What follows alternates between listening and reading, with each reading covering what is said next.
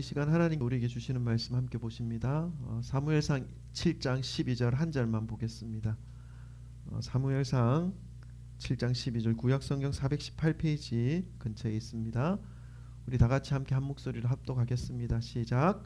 사무엘이 돌을 취하여 미스바와 센 사이에 세워 이르되 여호와께서 여기까지 우리를 도우셨다 하고 그 이름을 에벤에셀이라 하니라. 아멘. 마이크가 아까 조금 잡음이 있어서 손을 봤더니 잠깐만요. 마이크가 조금 울리는 것 같아. 하나 둘 하나 둘 하나 둘 하나 둘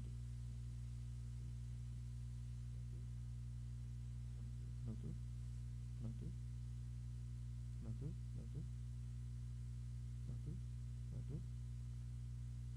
하나 둘 하나 둘 하나 둘 하나 둘 죄송합니다.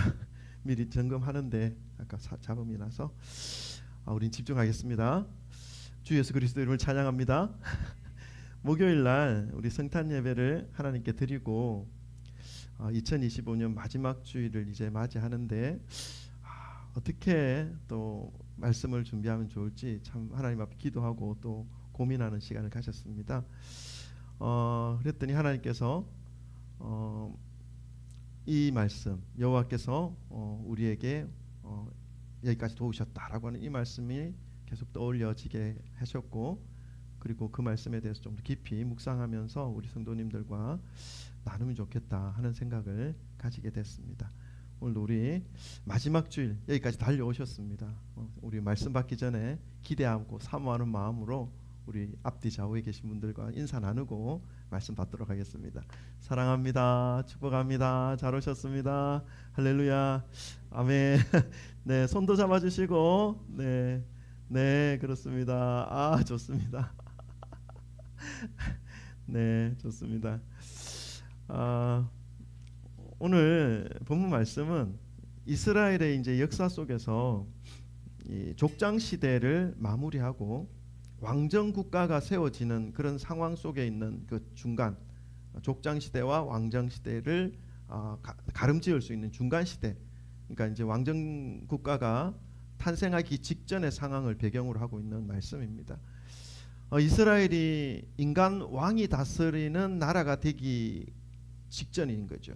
그 전까지는 하나님이 세우신 족장, 예를 들면 아브라함, 이삭, 야곱 이런 어떤 대가족의 그 가장을 통해서 그 가정들을 일으키고 이끌어가는 그런 하나님의 권위를 부여해 주셔서 역사를 이어가게 하셨고, 그리고 족장 이후에는 뭡니까? 사사 시대. 이제 한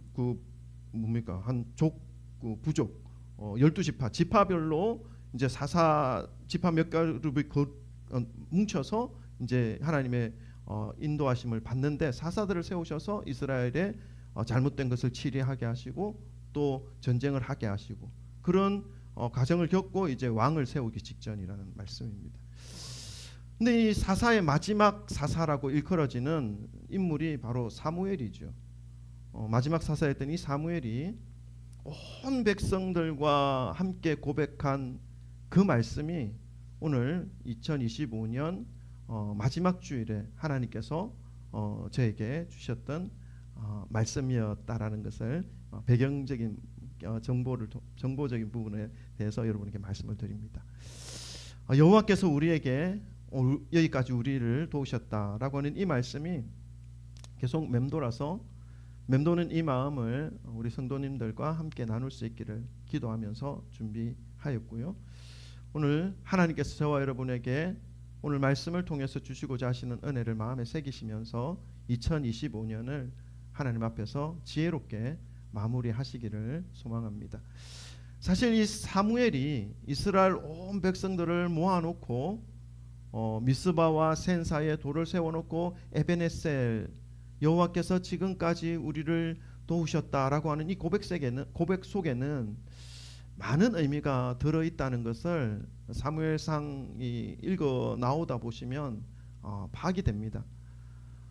여호와께서 도와주셔서 지금 무사히 안전하게 평탄한 길을 걸어서 여기까지 왔다, 이런 의미로 들릴 수도 있겠지만 그런 의미가 전부가 아니라는 것을 알 수가 있습니다.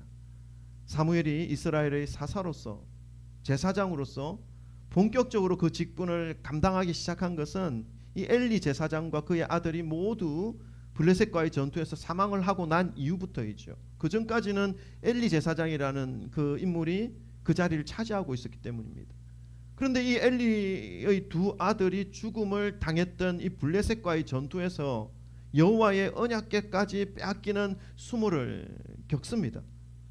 그 전쟁에 대해서 잠깐 설명을 하면요, 사무엘상 4장에 이 블레셋과의 전쟁 내용이 잘 설명되어 있습니다. 처음에 블레셋이 들어와서 침범해 와서 이스라엘과 전투를 하는데 거기서 이스라엘 병사들이 4,000명이 죽습니다. 블레셋에 의해서 죽음을 당합니다. 여러분 같으면 어떤 일을 할 때에 잘 안 되고 실패하고 손해를 보고 계획했던 대로 되지 않고 완전히 계획과 엇나가 버리는 그런 일들을 겪게 되면 어떻게 하십니까?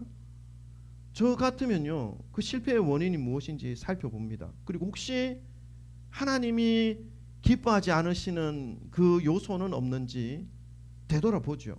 그리고 내 속에 이 일에 대한 동기가 정말 선한지 선하지 않은지, 그리고 옳지 않은지를 돌아봅니다. 그리고 하나님 앞에서 점검하는 시간을 가지죠. 근데 여러분도 그럴 거라고 저는 믿습니다. 근데 이 블레셋과의 전투에서 4,000명의 군사들이 죽음을 당하고 완전히 패배한 이 이스라엘 백성들이 취한 모습은 그런 모습이 아닙니다. 하나님 앞에서 자신들의 삶과 행위와 동기들을 돌아보는 것이 아니라 어떻게 하면 이 전쟁을 이길 수 있을까? 여기에 포커스를 맞추어서 생각하고 합니다. 그러니까 자신들의 어떤 잘못되어진 모습, 자신들 내면에 있는 옳지 않은 어떤 불순물의 요소, 하나님이 기뻐하지 않으시는 것이 무엇인지에 대한 부분들은 1도 생각하지 않는 모습을 볼 수가 있습니다. 그래서 그들이 고안한 그 전쟁에서 이 블레셋과에 다시 한번 싸워서 이길 수 있는 방법을 고안해냈는데, 그 고안해냈는데 그 계획이 무엇이었냐 하면요, 여호와의 임재를 상징하는 언약궤를 전쟁 앞에 내세워서 이제 전쟁에 들어가게 되면 이 언약궤에서 하나님의 능력이 나와서 이 블레셋을 완전히 다 초토화시켜 주실 것이다 라고 하는 이 발상을 가지고 언약궤를 들고 전쟁터에 나갑니다. 여러분, 이 전쟁에서 이스라엘이 어떻게 된지 아십니까? 승리했겠습니까? 사실 하나님은 만군의 주 여호와이지 않습니까? 전쟁에 능하신 분이지 않습니까? 그 언약궤가 하나님의 임재를 상징하는 것이라면 이스라엘 백성들의 그 생각과 이스라엘 장로들의 그 계획과 욕망대로 그 전쟁에서 분명히 이겨야 되는 것이 맞습니다. 그런데 하나님께서 그 전쟁을 이기게 해주실 것이라고 하는 그 믿음과 기대와 욕망을 완전히 무너뜨리십니다. 여러분, 이스라엘 백성들이 언약궤를 앞세워서 전쟁터에 나가는 이 행위는요, 어떻게 보면 믿음으로 포장된 모습으로 보일 수 있습니다. 그러나 그 속을 살피면요, 자신들의 욕심과 욕망과 기대로 가득 채워져 있는 모습입니다. 그 모습을 철저하게 숨긴 채 여호와의 언약궤를 앞세워, 이것은 여호와를 이용한다는 것이죠. 하나님을 이용해 먹는다는 것입니다. 그래서 전쟁터에 나갑니다. 이들의 목적은 딱 하나밖에 없습니다. 블레셋을 이기는 방법, 승리할 수 있는 방법. 왜요? 그 전리품, 그 모든 것들을 자기가 다 취하려고 하는 거죠. 그런데 이 전쟁에서 이 언약궤에서 능력이 나타나서 블레셋의 군사를 모두 전멸시켜야 하는 것이 이스라엘 장로들과 백성들의 기대였지만, 이 언약궤는 정말 형편없는 무능력한 상자에 불과했습니다. 언약궤를 앞세워 내세운 전쟁에서 몇 명이 죽은지 아십니까? 1차 전쟁에서 4,000명 죽었다면 이 언약궤를 앞세워서 나간 그 전쟁에서 3만 명이 죽습니다. 그리고 전쟁터에 함께 있었던 엘리 제사장의 두 아들 홈리와 비나스, 아주 악한 사람이죠. 이들도 제사장입니다. 근데 제사장으로서 백성들이 재물을 들고 오면 자기 배를 먼저 채웠죠. 삼지창으로 찍어서 맛있는 부분 자기가 고기 먼저 먹고 하나님 앞에 올려드리지도 않고, 그리고 성전에 섬기는 여인들과 동침하고 아니 말도 못하는 페류나들이죠. 그래서 그 홈리와 비나스도 그 전쟁에서 같은 날 그 전쟁에 블레셋에 의해서 죽습니다. 하나님의 심판입니다. 그리고 두 아들이 같은 날 그 전쟁에서 죽었다라고 하는 그 소식을 듣고 엘리 제사장은 어떻게 됩니까? 의자에 앉아 있다가 깜짝 놀라서 뒤로 발랑 뒤집어져서 목이 부러져 죽습니다. 하나님의 예언하신 대로 엘리의 그 잘못된 행실에 대한 심판이 같은 날 이루어지는 것을 볼 수가 있습니다. 그리고 이 언약궤는 어떻게 됩니까? 이스라엘 백성들 4만 명 죽고요. 언약궤는 블레셋에 빼앗깁니다. 블레셋에 의해 빼앗긴 이 힘없는 언약궤는요 7개월 동안 블레셋 지역을 이리저리 옮겨 다닙니다. 처음에는 이 블레셋 사람들이 자신들이 섬기는 신이 이스라엘이 섬기는 여호와를 이겼다. 왜요? 전쟁에서 이겼으니까. 이겼다라고 하는 그러한 기쁨으로 그 언약궤를 자신들이 섬기는 신, 다곤 신, 그 신전 안에 다곤 상 옆에 두었습니다. 그랬더니 그 다음 날 다곤이 여호와의 언약궤 앞에 전쟁에서는 힘없이 빼앗김을 당했던 그 언약궤였는데 다곤 신전 안에 있던 그 언약궤 앞에 다곤 신이 완전히 쓰러져 있었습니다. 그리고 그 다음 날 이거 우연이겠지 생각하고 그 블레셋 사람들이 다시 세워서 놓았는데 그 다음 날 가보니까 이 다곤 신상에 목이 부러져 있고 팔이 부러져 있어서 몸통 뒹굴어져 있는 그런 모습을 볼 수 있는 거죠. 그리고 이 언약궤가 보관되어져 있는 지역마다 독한 종기와 재앙이 일어납니다. 블레셋 내에서. 그래서 블레셋 사람들은 이 언약궤를 자신들이 있는 곳에 함께 둘 수 없다는 그런 두려움을 가지게 됩니다. 그래서 결국 7개월 동안 이리저리 막 옮겨 다니다가 마지막에 이 언약궤는 우리가 감당할 수 없다. 그래서 이스라엘로 돌려보냅니다. 그 과정이 이제 사무엘상 읽어보면 계속 읽어보면 나옵니다. 우리가 지금 사무엘 7장인데 그 전에 이렇게 나옵니다. 4장인가 4장 이후에 나옵니다. 그리고 이 언약궤가 이제 이스라엘 지역으로 들어와서 보관된 장소가 기랏 여아림 지역의 아비나답이라고 하는 사람의 집입니다. 그래서 그 집에서 20년 동안 머물러 있게 됩니다. 그리고 나서 지금 20년간의 세월은 뭐 구체적으로 성경이 기록되어져 있지 않습니다. 하나님과의 관계, 하나님과의 어떤 계시 이런 것들이 성경에 기록되어져 있지 않습니다. 그 말은 이스라엘 백성들이 하나님과의 관계가 그렇게 깊지 못했다. 하나님과의 관계가 깊지 못했다면 어떤 마음이 듭니까? 이스라엘 백성들의 그 영적인 어둠과 영적인 그런 어떤 혼탁함과 이런 것들이 이스라엘 백성들 전체적으로 영향을 미치고 있었다라는 그런 것을 가르쳐주고 있는 것이죠. 그러한 때에 사무엘이라고 하는 이 마지막 사사, 제사장이기도 하고 사사이기도 한 이 사무엘이 이 이스라엘 백성들을 미스바에 다 모이게 합니다. 다 모이게 합니다. 그래서 미스바에서 모여서 뭘 합니까? 기도회를 합니다. 회개 기도를 시킵니다. 그 내용이 오늘 본문 말씀인데 오늘 본문 말씀 앞부분에 나오는데 우리 7장 5절과 6절 내용을 우리 좀 한번 읽어보십시다. 이 사무엘이 미스바에 모이게 해서 이스라엘 백성들에게 어떻게 하게 하는지를 좀 봅시다. 5절과 6절 다 같이 읽어보십시다. 시작. 사무엘이 이르되 온 이스라엘은 미스바로 모이라. 내가 너희를 위하여 여호와께 기도하리라 하매 그들이 미스바에 모여 물을 길어 여호와 앞에 붓고 그날 종일 금식하고 거기에서 이르되 우리가 여호와께 범죄하였나이다 하니라. 사무엘이 미스바에서 이스라엘 자손을 다스리니라. 아멘. 그런데 여러분 이스라엘 백성들이 모두 미스바에 지금 모였지 않습니까? 사무엘이 기도회를 시켰지 않습니까? 근데 무슨 기도회를 내용은 알 수 없지만 기도회를 시켰더니 이스라엘 백성들이 뭐라고 합니까? 7장 6절을 보니까 그날 종일 금식하고 거기서 이르되 우리가 여호와께 범죄하였나이다. 뭔지 모르지만 이스라엘 백성들이 전체적으로 하나님 앞에 우리가 범죄했습니다. 이 회개를 하는 그런 시간들을 가지게 됩니다. 그런데 이상하게도 이스라엘 백성들이 미스바에 모여 있다는 사실이 다 모여 있다는 사실 블레셋까지 전달됩니다. 그래서 블레셋 군사들이 다시 미스바로 쳐들어옵니다. 이 이스라엘 백성들 모여 있으면 좋은 기회지 않습니까? 한 번에 다 죽일 수 있는 그런 기회니까. 자, 그런데 블레셋이 듣고 미스바에 공격해 들어옵니다. 7절도 한번 읽어보십시다. 다 같이 읽습니다. 시작. 이스라엘 자손이 미스바에 모였다함을 블레셋 사람들이 듣고 그들의 방백들이 이스라엘을 치러 올라온지라. 이스라엘 자손들이 듣고 블레셋 사람들을 두려워하여. 아멘. 여러분, 언약궤를 앞세워 전쟁에 이기기 위해서 그렇게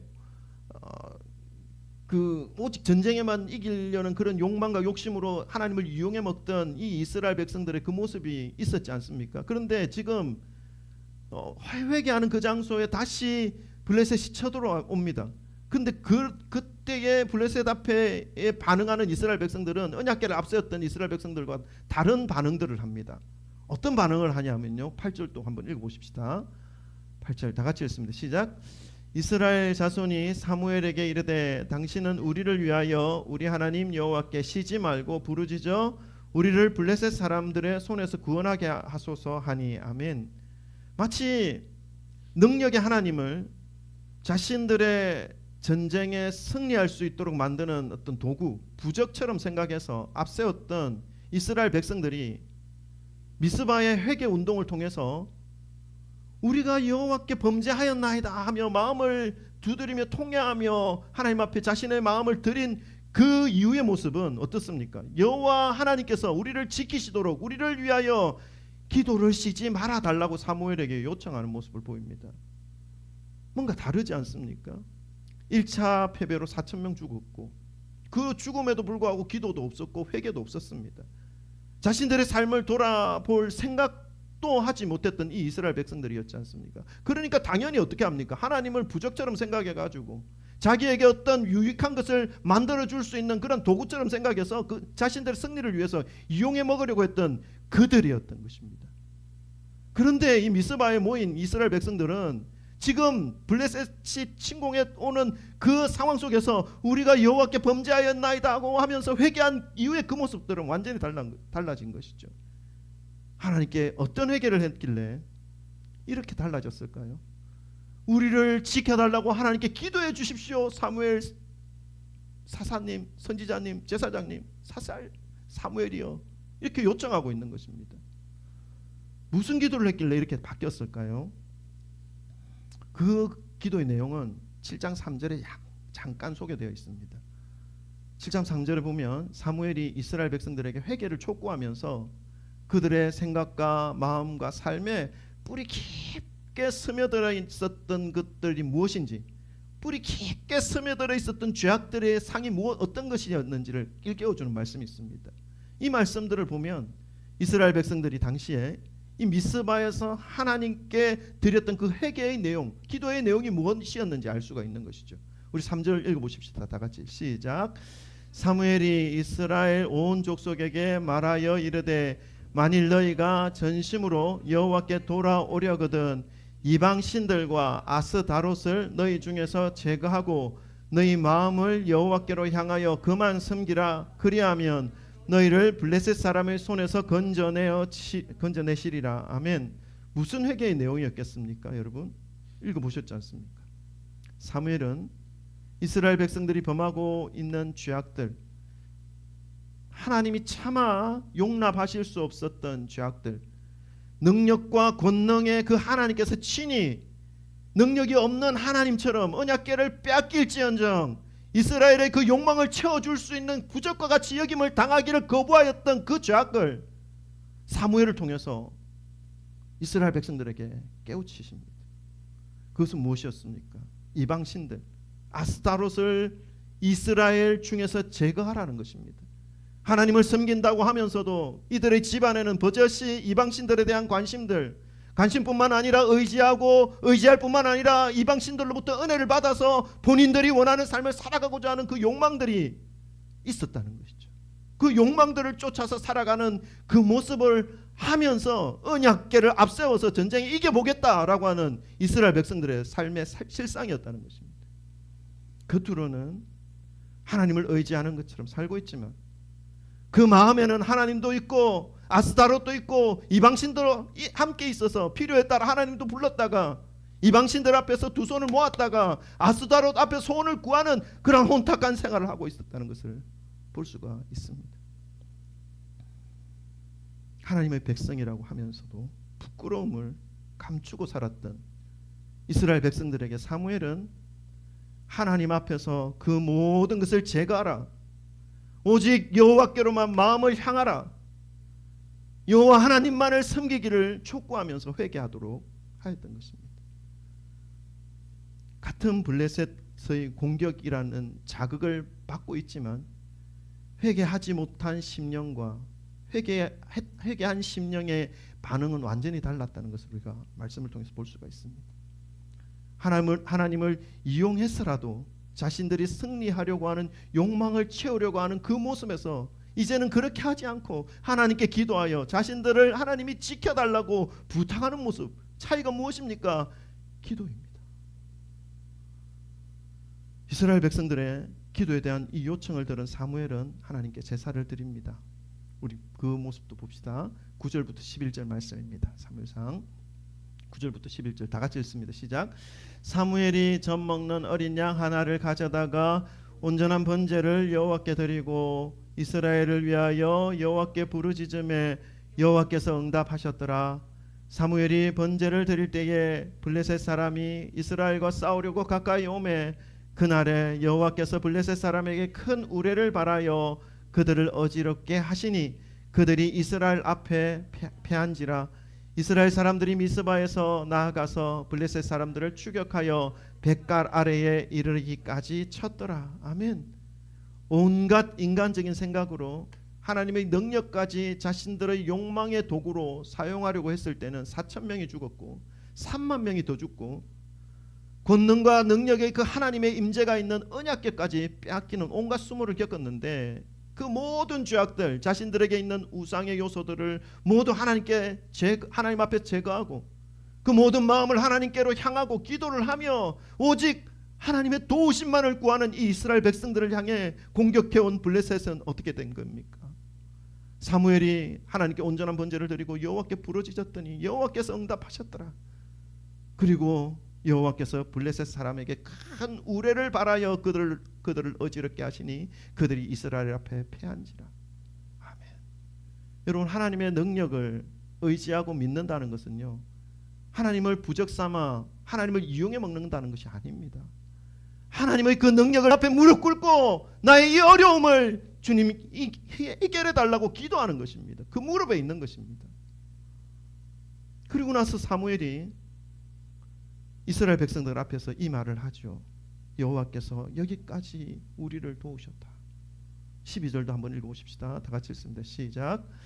사무엘이 돌을 취하여 미스바와 센 사이에 세워 이르되 여호와께서 여기까지 우리를 도우셨다 하고 그 이름을 에벤에셀이라 하니라. 아멘. 도입부에서도 말씀을 드렸지만 여호와께서 여기까지 우리를 도우셨다라고 하는 이 말씀의 의미는요, 지금까지 무사히 안전하게 평탄한 길을 걸어서 여기까지 왔다라는 의미가 아니라, 그런 의미도 있지만 그 의미가 다가 아니라는 말씀입니다. 그보다 더 깊고 더 넓은 의미가 있다는 말씀을 드렸습니다. 실패가 있었고 낙심이 있었고 뒤로 뒹굴어지는 그 문제에 파묻혀서 절망하는 시간도 있었고 이유를 모른 채 웅덩이에 빠져서 이제 끝났구나 하는 생각을 가졌을 때도 있었다는 것입니다. 그 모든 상황 속에서 여호와께서 여기까지 우리를 인도하셨다라고 말하는 그러한 의미가 있다는 말씀입니다. 사랑하는 성도 여러분, 2025년 마지막 주일을 맞이했습니다. 오늘 이 말씀을 깊이 묵상하시기를 바랍니다. 그리고 각자 스스로에게 고백하는 시간을 가지시기를 소망합니다. 여호와께서 여기까지 나를 도우셨다고 말입니다.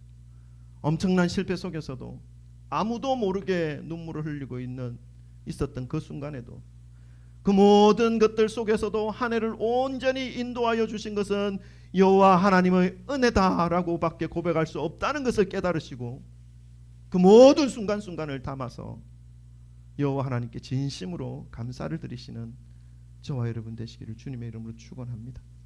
오늘 이스라엘 백성들의 모습, 회개 이전의 모습과 회개 이후의 모습을 꼭 마음에 새기시면서 여호와께서 나를 여기까지 도우셨습니다라고 고백하는 이 고백을 살아가는 매 순간마다 우리의 호흡이 끊어지는 그 순간까지 하나님 앞에 고백하며 주님 앞에 무릎 꿇어 모든 어려움을 하나님의 은혜와 도우심을 받아 이겨내며 승리하며 마지막 순간까지 주님 품에 안기는 그 순간까지 살아가시기를 주님의 이름으로 축원드립니다.